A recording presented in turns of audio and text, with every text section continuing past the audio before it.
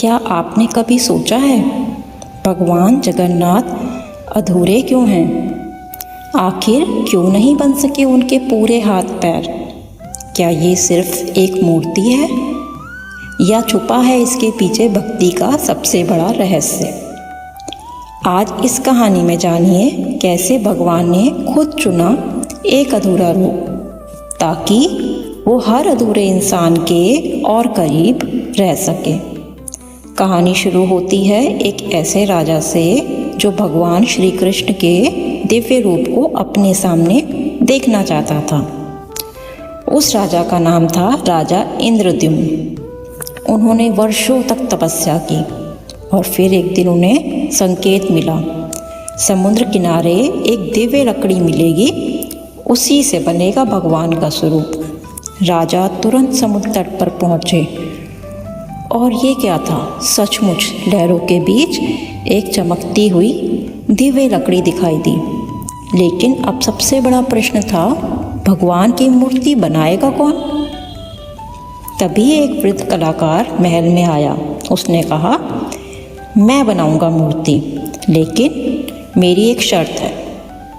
जब तक मूर्ति पूरी नहीं हो जाए कोई भी दरवाज़ा नहीं खोलेगा। राजा मान गए।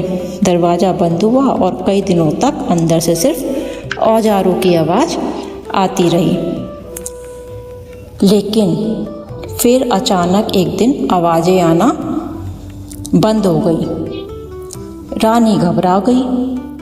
उन्हें लगा शायद वृद्ध कलाकार के साथ कुछ गलत हो गया।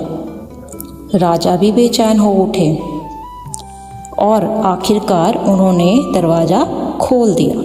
जैसे ही दरवाज़ा खुला, वृद्ध कलाकार तो गायब हो चुका था और सामने थी भगवान जगन्नाथ, बलभद्र और सुभद्रा की अधूरी मूर्तियाँ।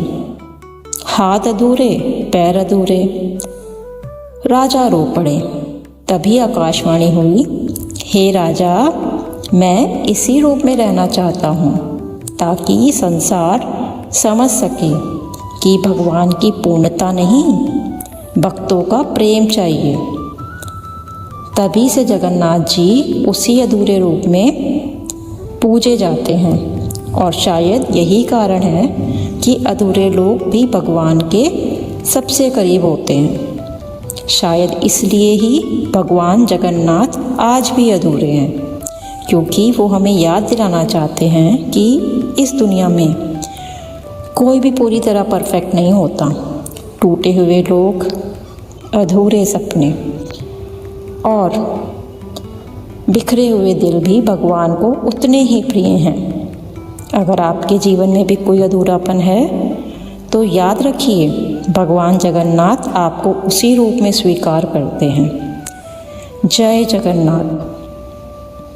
और अगर आप जानना चाहते हैं जगन्नाथ मंदिर के और रहस्य, तो इस श्रृंखला का अगला भाग जरूर देखिए। जय जगन्नाथ।